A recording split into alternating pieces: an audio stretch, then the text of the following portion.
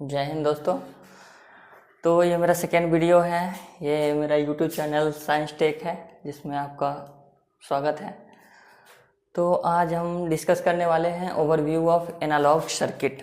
Overview of analog circuit यानी analog circuit क्या है, इसके बारे में हम लोग डिस्कस करेंगे आज। तो सबसे पहले देखते हैं कि एनालॉग सर्किट यानी एनालॉग सिग्नल दो तरह के होते हैं, एनालॉग सिग्नल और डिजिटल सिग्नल। तो एनालॉग सिग्नल किसको बोलेंगे और डिजिटल सिग्नल किसको बोलेंगे, इसको पहले समझ लेते हैं। Analog signal means continuous signal, continuous wave signal को हम लोग एनालॉग बोलेंगे। जैसे हम लोग जनरली साइनसॉइडल वेव देखते हैं, यानी ये आपका एनालॉग सिग्नल है, ये एनालॉग सिग्नल है। लेकिन हम लोग ये डिस्कस करेंगे एनालॉग सिग्नल और डिजिटल सिग्नल के बारे में। तो डिजिटल सिग्नल वो सिग्नल जो 0 और 1 के फॉर्म हो या डिस्क्रीट हो। एज एग्जांपल आप देख सकते हैं, ये सिग्नल आपका डिजिटल सिग्नल है, यानी इसमें हो रहा है 0 1 1 0 1 ऐसा हो रहा है, यानी ये डिस्क्रीट वैल्यू आ रहा है, तो इसको हम लोग डिजिटल सिग्नल बोलेंगे।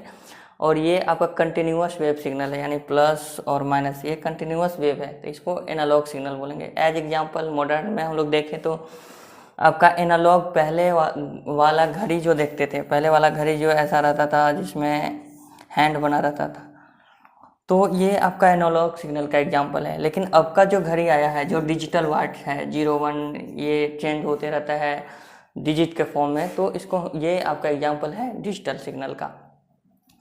तो यहाँ हम डिस्कस करेंगे कि overview of analog signal. Overview of analog signal यानी इसमें हम लोग देखेंगे कि कैसे इसका सर्किट के बारे में डिस्कस करते हैं।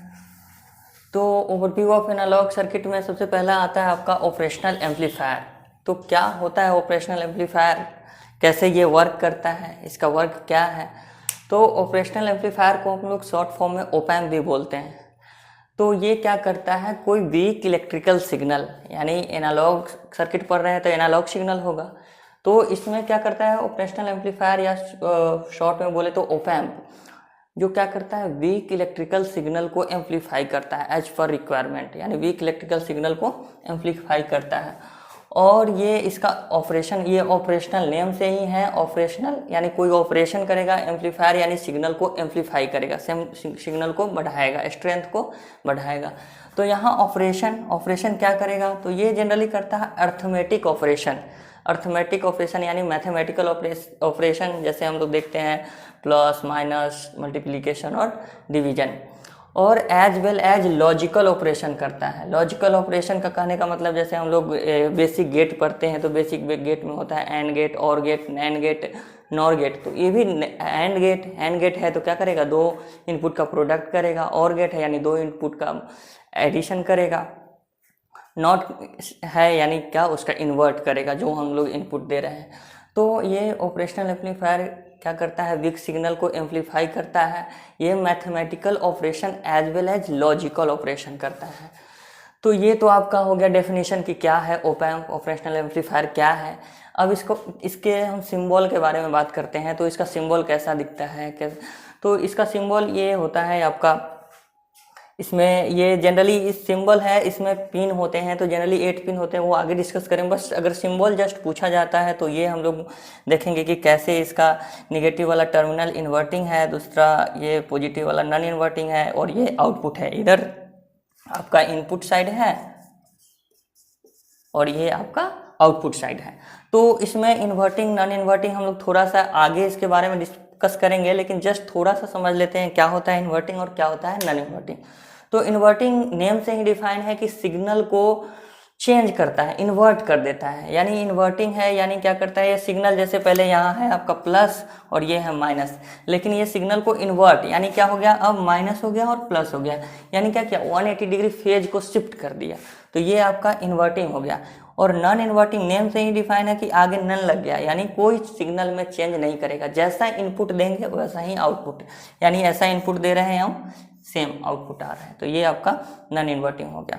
अब इसके पिन डायग्राम के बारे में हम लोग डिस्कस कर लेते हैं कि ओप एम्प क्या, कितने पिन होते हैं। तो इसमें 8 पिन होता है, ऑपरेशनल एम्पलीफायर का 8 पिन होता है, 8 पिन का अलग अलग कनेक्शन होता है, अलग अलग वर्क होता है। तो ये आपका डायग्राम हो गया, पिन डायग्राम हो गया। अगर पिन सिंबल पूछा जाए तो ये हम लोग बनाएंगे, लेकिन पिन डायग्राम पूछा जाता है तो ये बनाएंगे हम लोग पिन डायग्राम। तो इसके 8 पिन होते हैं। फर्स्ट पिन आपका ऑफसेट नल होता है, सेकेंड होता है इन्वर्टिंग इनपुट, थर्ड होता है नॉन इन्वर्टिंग इनपुट, फोर्थ होता है सप्लाई, सप्लाई हम लोग देते हैं तो नेगेटिव सप्लाई, और पांचवा होता है ऑफसेट नल। 6th नंबर पे हम लोग आउटपुट लेते हैं, 7th नंबर पे वी पॉजिटिव होता है, और 8 नंबर पे नॉट कनेक्टेड होता है। तो ये आपका पिन डायग्राम के बारे में है कि ये 8 पिन है, कौन से पिन कहाँ पे कनेक्टेड है, इसके बारे में हम लोग देखेंगे।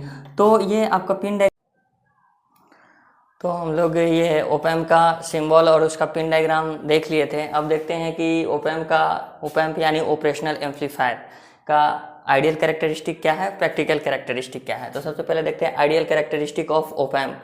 तो इसका इनफाइनाइट इनपुट इम्पीडेंस होता है, यानी इनपुट में इम्पीडेंस होगा वो क्या होगा, इनफाइनाइट होगा, और जिसको हम लोग आर इनपुट भी बोल सकते हैं, जिसका वैल्यू होगा इनफाइनाइट, और जीरो आउटपुट इम्पीडेंस होगा, यानी आउटपुट में जो इम्पीडेंस होगा वो जीरो वैल्यू होगा, r naught is equal to zero. और इसका इनफाइनाइट वोल्टेज गेन जो होगा इनफाइनाइट होगा। वोल्टेज गेन को हम लोग ए वी से डिनोट कर रहे हैं, आगे देखेंगे कि वोल्टेज गेन क्या होता है। A v is equal to infinite होगा। फिर इनफाइनाइट बैंडविथ, बैंडविथ को शॉर्ट फॉर्म में हम लोग वी डब्ल्यू लिखेंगे, जिसका वैल्यू होगा इनफाइनाइट, और जीरो इनपुट करंट आपका जीरो हो जाएगा। तो ये हो गया आपका आइडियल कैरेक्टरिस्टिक ऑफ ओपैम्प, और ये प्रैक्टिकल कैरेक्टरिस्टिक ऑफ ओपैम्प देखते हैं। तो इनपुट इम्पीडेंस आपका वेरी हाई होगा, आउटपुट इम्पीडेंस वेरी लो होगा, open loop gain very high होगा, और बैंडविथ वेरी हाई होगा। तो हम लोग यहाँ टर्म देखे थे impedance, input impedance, output impedance. ये तो आपका ये जो ओपैम्प है तो उसके इनपुट में और आउटपुट में कैसे ये इम्पीडेंस क्या होगा उसको देखेंगे। लेकिन ये तो क्लियर था, लेकिन ये वोल्टेज गेन और बैंडविड्थ क्या होता है इसके बारे में हम लोग देख लेते हैं। तो वोल्टेज गेन यानी गेन किसी चीज़ का निकालते हैं, यानी उसका आउटपुट अपॉन इनपुट, आउटपुट और इनपुट का जो रेशियो होता है वही गेन होता है। या हम करंट का गेन निकाले, वोल्टेज का गेन निकाले, कुछ भी का गेन निकाल सकते हैं। तो यहाँ हम लोग वोल्टेज गेन यानी इसको ए वी से डिनोट करेंगे, तो उसका वैल्यू हो जाएगा we output upon we input. और बैंडविड्थ होता है, कोई सिग्नल दिया है उसका अपर लिमिट फ्रीक्वेंसी क्या है, लोअर लिमिट फ्रीक्वेंसी क्या है। तो बैंडविड्थ दोनों का अंडर एरिया लाइन है, तो उसका upper limit minus lower limit करेंगे तो उसका बैंडविड्थ का वैल्यू निकल जाएगा। अब आता है कि हम लोग ओपैम्प में ओपन लूप क्या होता है, क्लोज लूप क्या होता है। तो ये आपका ओपन लूप कॉन्फ़िगरेशन है ओपैम्प का ओपन लूप है। ओपन लूप यानी इसका ये वाला आपका इनपुट है, ये इनपुट टर्मिनल है और ये आउटपुट है। तो ओपन लूप कॉन्फ़िगरेशन का मतलब हुआ इनपुट से आउटपुट में कोई रिलेशन, कोई फीडबैक रेजिस्टेंस या फीडबैक कुछ के साथ कनेक्शन नहीं है, तो उसको हम लोग ओपन लूप बोलेंगे। और क्लोज लूप उसको बोलेंगे जो इनपुट से आउटपुट में फेड किया हो सम फीडबैक रेजिस्टेंस के साथ, यानी आपका इनपुट से आउटपुट में कोई रिलेटेड कनेक्टेड हो, उसको हम लोग क्लोज लूप बोलेंगे। तो ये आपका ओपन लूप हो गया, क्लोज लूप हो गया। नेक्स्ट हम देखते हैं कि ओपन लूप क्लोज लूप से हम लोग इन्वर्टिंग और नॉन इन्वर्टिंग का डेरिवेशन देखेंगे। तो आगे हम लोग इसको कंटिन्यू करते हैं ओपन लूप क्लोज लूप के बाद।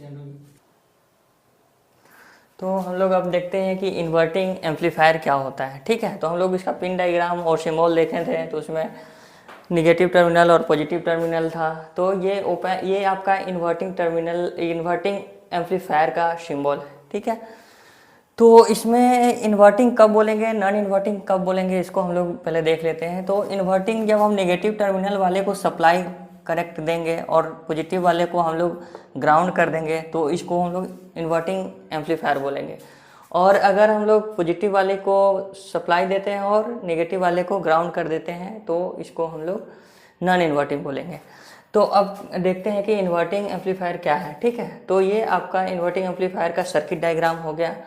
तो हमें इसका वोल्टेज गेन फाइंड आउट करना है कि हम लोग ये आपका इन्वर्टिंग एम्पलीफायर है तो इसका वोल्टेज गेन क्या होगा। तो ये सर्किट डायग्राम है, सपोज दैट ये वी इन है, ये आपका इनपुट सप्लाई है, तो इधर इनपुट रेसिस्टेंस है और ये फीडबैक रेसिस्टेंस जिसके साथ क्लोज लूप बना है। तो ये इन्वर्टिंग क्या होता है, आपका ये इनपुट और आउटपुट में 180 डिग्री फेज शिफ्ट कर देता है। हम लोग उधर भी देखे थे फर्स्ट वीडियो में इसका कि कैसे इन्वर्टिंग था तो 180 डिग्री फेज शिफ्ट कर दे रहा था, और अगर नॉन इन्वर्टिंग है तो कोई चेंजेस नहीं आ रहा था। यानी क्या कर रहा था, ये सिग्नल ये आपका इनपुट दिए तो ये आउटपुट में 180 डिग्री फेज शिफ्ट कर रहा है। ये इन्वर्टिंग में क्या करता है कि 180 डिग्री फेज शिफ्ट करता है। अब देखते हैं हम लोग ये V इनपुट है जो कि आपका निगेटिव वाले टर्मिनल से कनेक्टेड है और B टर्मिनल को ग्राउंड कर दिए हैं। तो इसमें हम लोग ये इनपुट रेसिस्टेंस है, ये फीडबैक रेसिस्टेंस है। तो सप्लाई कनेक्टेड है, ये लोड है, तो लोड है तो करंट फ्लो हुआ, तो मान लेते हैं I करंट फ्लो हुआ। फिर यहाँ से I करंट फ्लो हुआ तो ये आपका एक ब्रांच इधर चला जाता है और एक इधर आता है। तो मान लेते हैं इसमें करंट IF फ्लो हो गया, फिर ये RF में IF करंट फ्लो हो गया, और इधर इनपुट यानी R1 I1 मान लेते हैं, I1 करंट इधर फ्लो हुआ। तो हम लोग अप्लाई करते हैं, apply KCL at node A। Node A पर KCL अप्लाई करते हैं। तो KCL क्या होता है, किरचॉफ्स करंट लॉ, यानी total incoming current is equal to total outgoing current, यानी कितना करंट आया और कितना गया दोनों आपस में इक्वल होता है। तो यहाँ हम लोग अप्लाई करते हैं इस जगह, तो देखते हैं यहाँ पे I करंट आया और इधर डिवाइड हो गया I1 और IF में। तो हम लोग इस नोड पे लगाएंगे KCL, तो क्या हो जाएगा, I is equal to I1 plus IF, यानी I आया दो पार्ट में बट गया IF और I1 में, तो I is equal to I1 plus IF हो गया। अब I1 is equal to 0 because input resistance of op amp is equal to infinite. हम लोग पढ़े हैं आइडियल कैरेक्टरिस्टिक, तो उसका इनपुट इम्पीडेंस इन्फानाइट होता है। तो इनपुट इम्पीडेंस इन्फानाइट यानी रेसिस्टेंस इन्फानाइट होगा इनपुट, तो हम लोग जानते हैं V is equal to IR, I is equal to V upon R। तो V अपॉन R, तो V तो रहेगा और R का वैल्यू इनपुट इन्फानाइट हो गया, तो किसी चीज़ में इन्फानाइट से डिवाइड करेंगे तो क्या हो जाएगा, 0 हो जाएगा। तो यहाँ आपका करंट I1 का वैल्यू क्या हो गया, 0 हो गया। तो बचा क्या, यहाँ हम लोग I1 0 पुट कर देंगे तो I is equal to IF हो गया, जो इक्वेशन हम लोग 1 मान लेते हैं। अब क्या करते हैं, I निकालना है और IF का वैल्यू निकालना है। तो I निकालना है तो I मेरा यहाँ फ्लो हो रहा है, तो इस दोनों वोल्टेज डिफरेंस के बीच हो रहा है। तो हम लोग क्या करेंगे, यहाँ से I निकालना है तो V input minus VA upon R1 is equal to I हो जाएगा। और IF निकालना है तो क्या करेंगे, I वोल्टेज करंट निकालना है तो करंट क्या हो जाता है, V अपॉन R, यानी कितना वोल्टेज का डिफरेंस है और उसके बीच रेसिस्टेंस क्या है। तो यहाँ I is equal to V in minus VA upon R1, ये आपका इक्वेशन 2 हो गया। और IF निकालना है तो यहाँ IF इसके बीच फ्लो हो रहा है, तो क्या हो जाएगा, VA minus V out upon RF, VA minus V out upon RF आपका हो जाएगा IF। अब देखिए वर्चुअल ग्राउंड कॉन्सेप्ट से VA is equal to VB, VA is equal to VB, यानी इसका पोटेंशियल और यहाँ पोटेंशियल, ए नोड का पोटेंशियल B नोड का पोटेंशियल इक्वल होगा। कैसे इक्वल होगा, वर्चुअल ग्राउंड कॉन्सेप्ट से। तो समझ लेते हैं वर्चुअल ग्राउंड कॉन्सेप्ट क्या होता है। तो वर्चुअल ग्राउंड कॉन्सेप्ट होता है कि हम लोग मान लीजिए कोई ये आपका ओप एम्प है जो इनपुट है VA VB और आउटपुट है V आउट। तो AV यानी वोल्टेज गेन हम लोग जानते हैं कि V आउट अपॉन V इन होता है, V आउट अपॉन V इन। तो यहाँ से हम लोग V इन क्या है, VA माइनस VB, तो यहाँ लिख लिया VA माइनस VB, और लिख सकते हैं VA minus VB is equal to V out upon AV यानी वोल्टेज गेन। और हम लोग जानते हैं कि आइडियल ओप एम्प का वोल्टेज गेन इनफाइनाइट होता है। क्या होता है, इनफाइनाइट। तो किसी चीज़ में इनफाइनाइट से डिवाइड करेंगे तो क्या हो जाएगा, 0। तो VA माइनस VB 0 हो गया, तो VA is equal to VB हो गया। और VA is equal to VB हो गया, VA और VB आपस में इक्वल है, लेकिन यहाँ VB को हम लोग ग्राउंड किए हैं और VA को सप्लाई दिए हैं। तो VB को ग्राउंड किए हैं तो ग्राउंड का पोटेंशियल 0 होता है, ये क्या हो गया, 0 पोटेंशियल पे है। तो वही तो हम लोग यहाँ लिखे हैं VA is equal to VB, तो ये VB 0 है तो VA is equal to VB है, तो VA भी 0 हो गया, VB भी 0 हो गया, जो कि इक्वेशन किस में पुट कर देंगे, 2 और 3 में। इक्वेशन 2 और 3 में पुट करना है। तो यहाँ से हम लोग क्या हो जाएगा, I is equal to V in minus 0 upon R1, तो क्या हो जाएगा, V इन अपॉन R1 हो जाएगा। IF का वैल्यू क्या हो जाएगा, 0 minus V out upon RF is equal to क्या हो जाएगा, minus V out upon RF।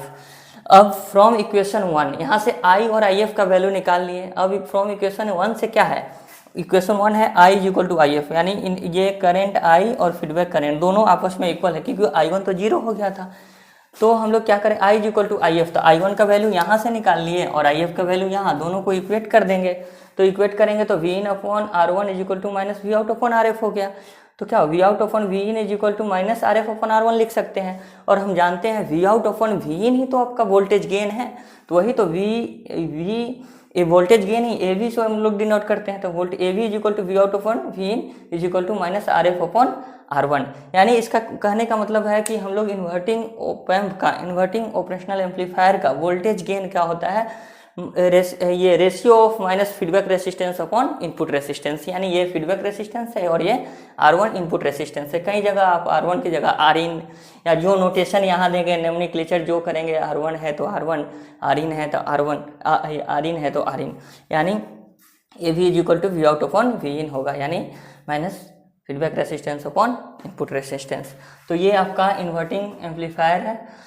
मुझे उम्मीद है कि आपको समझ में आया होगा, अच्छा लगा होगा। तो ये यूट्यूब चैनल आपका साइंस टेक है, जिसको लाइक करें, सब्सक्राइब करें और अपने दूसरे दोस्तों के साथ शेयर करें। और हम लोग नेक्स्ट वीडियो में नॉन इन्वर्टिंग का डेरिवेशन देखेंगे। Thank you.